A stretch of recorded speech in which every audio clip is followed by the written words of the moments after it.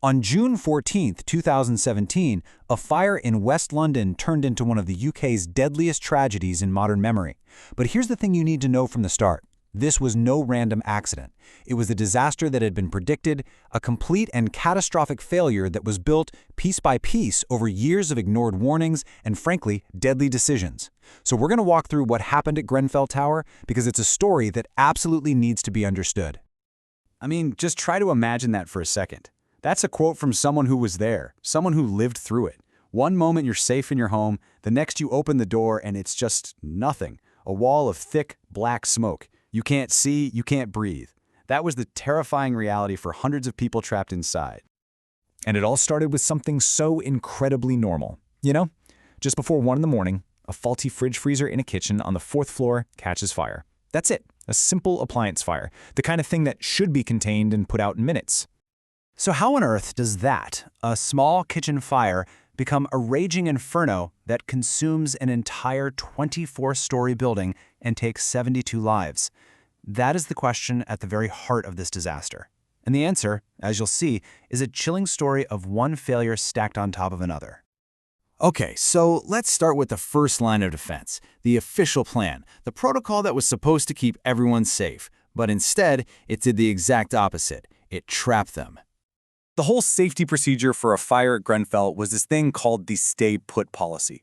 The logic is actually pretty simple. High-rise buildings are designed so each apartment is basically a fireproof box. Thick walls, fire doors. The idea is if a fire starts in your neighbor's flat, it'll be contained there for at least half an hour, maybe even an hour. So you stay put, you stay safe, and you let the firefighters do their job. But that plan relies entirely on the building doing its job. But here's the truly awful part. This policy had already failed, with deadly results. Back in 2009, there was another fire at a building called Lock-and-All House. A 31-year-old woman did exactly what she was told. She stayed in her apartment, on the phone with emergency services, for 40 minutes, while they kept telling her to stay put. She stayed on the line until the operator couldn't hear her breathing anymore. It was a horrifying warning of what happens when that fireproof box isn't fireproof. And at Grenfell, that failure wasn't just bad, it was immediate and total. People on the ground watched in absolute horror as the flames just shot up the side of the building. It didn't creep, it didn't crawl, it raced upwards, as one person said, like it was burning through paper. The entire principle of the stay-put policy was gone, obliterated, in a matter of minutes.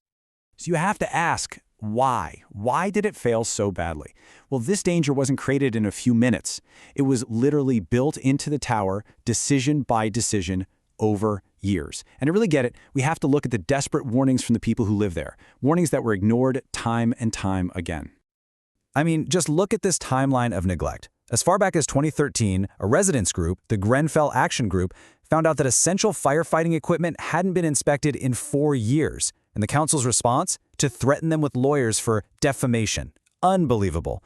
Then, by 2016, an expert flags 40 major safety problems that need to be fixed ASAP. And still, basically nothing happened. And this is what's so haunting. Just 7 months before the fire, that same residents group wrote this on their blog. They literally predicted that it would take a catastrophic event to expose how badly the building was being managed. They were, in effect, writing their own eulogy. It's just chilling. And they weren't just making vague complaints. They were pointing out specific, deadly risks, exposed gas pipes running along walls, no fire sprinklers, hallways clogged with junk, blocking the only way out, lifts that were always breaking down. Every single one of these issues was reported to the management organization, the KCTMO, and every single one was brushed aside, just adding another layer to the disaster waiting to happen.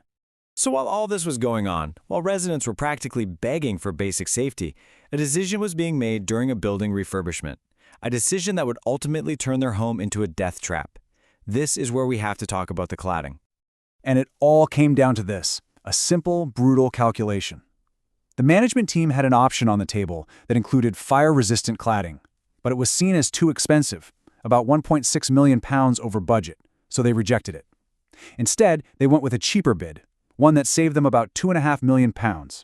And that saving came from using a cheaper and, as it turned out, fatally flammable material for the building's new exterior. And just in case there was any doubt, this wasn't some accident or a misunderstanding. This is a direct quote from the commercial manager of the company that installed the panels. He said they preferred to use less expensive material. It was a conscious choice, a business decision. So what is this stuff they chose? Well, it's called aluminum composite material, or ACM. And the key is what's sandwiched between the two thin sheets of aluminum, a core made of polyethylene. And polyethylene, well, it's a thermoplastic. The simplest way to think about it is that it's basically solid gasoline.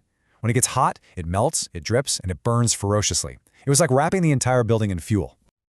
And the result was absolutely devastating. Look at this chart.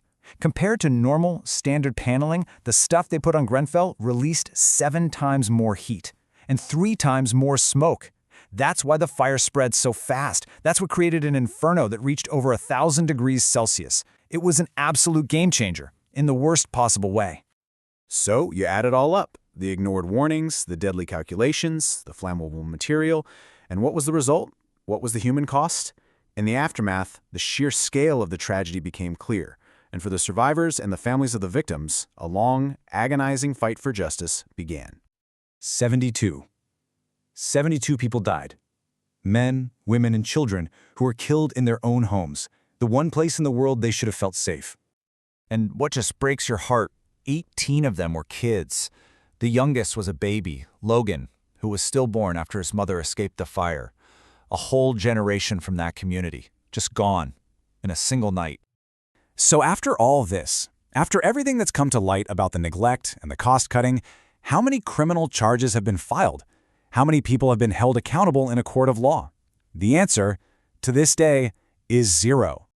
Now, there has been a massive public inquiry, and it's meticulously detailed the systemic failures at every single level, from the companies that made the cladding to the council that ran the building. But for the families, the wait for actual accountability, it just goes on and on. They're not expecting to even hear about possible charges until late 2026 at the very earliest. And that's what the story of Grenfell Tower really leaves us with. It's this deeply unsettling question. It's a tragedy that brutally exposed what happens when the voices of ordinary people are ignored and when profit is put before their lives. The fire itself is out, but for that community and for the entire country, the search for real answers and real justice is far from over.